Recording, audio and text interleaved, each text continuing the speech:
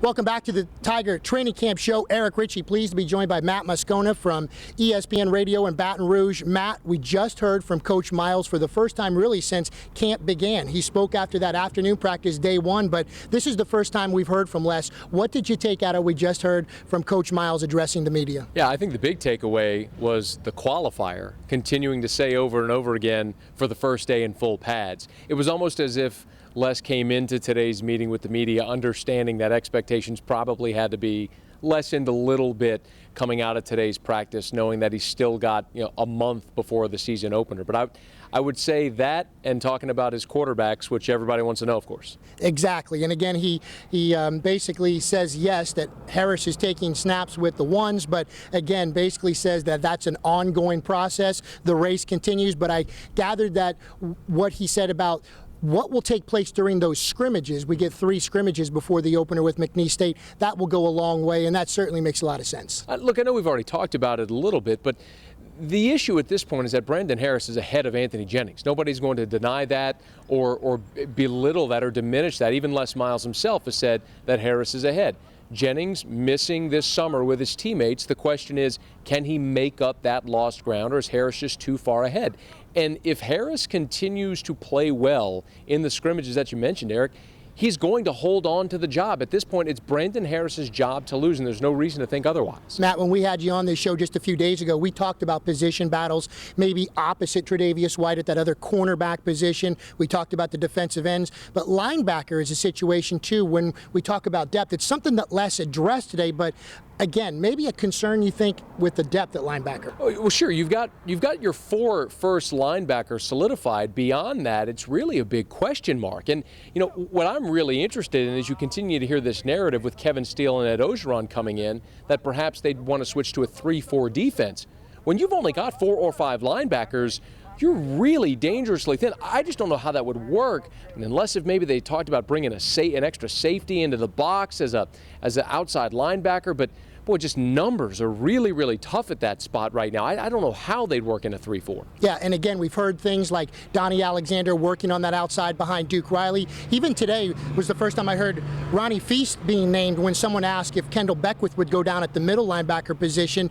Ronnie Feast, of course, out of West St. John, who always seems to have a great spring game, but never really can get on the field. That was interesting, but again, talking to the linebackers this week, Matt, they say they've all been working at different positions, and even Duke Riley says, I've been working at the middle linebacker and the strong side. Well, they have to. I mean, ask yourself this question. God forbid, but if something were to happen to Kendall Beckwith, does LSU have a solidified middle linebacker that can go in behind him? I think the answer is absolutely not. There's been so much talk about the numbers and the issue at defensive line. The real issue with this defense and the depth is at linebacker, and it's not even particularly close because you've got 4 guys there you trust. Beyond that, it's a gigantic question mark.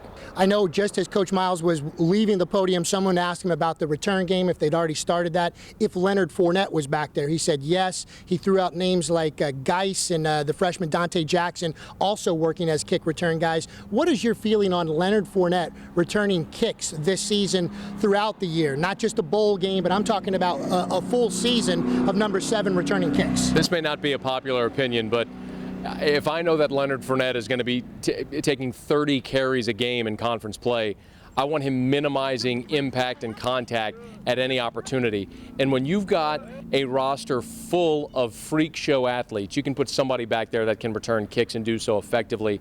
I had the good fortune of watching every high school game Darius Geis played in, and he's an explosive athlete. I would have no problem putting Darius Geis and a guy with world-class track speed like Dante Jackson back deep and give Leonard Fournette a breather. That's what I would like to see happen, Eric. But I can also understand when you've got 7 on your roster, it's pretty tempting to put the ball in his hands any chance you can. Give us a closing thought, kind of your last impression as we go into this first full week of us not being allowed to go over to that practice facility and see they're in full pads. It's a full practice now with both the freshmen combined there. What can we expect, I guess, or what's the main point of emphasis for you this week? Well, we're not going to see it, whatever the point of emphasis may be. But without a question, it's Brandon Harris continuing to solidify that spot. One thing that's been reinforced time and time again throughout the practice we did get to see is just how athletic and talented this roster is. There is enough talent on this roster to win any game they play. That goes without saying.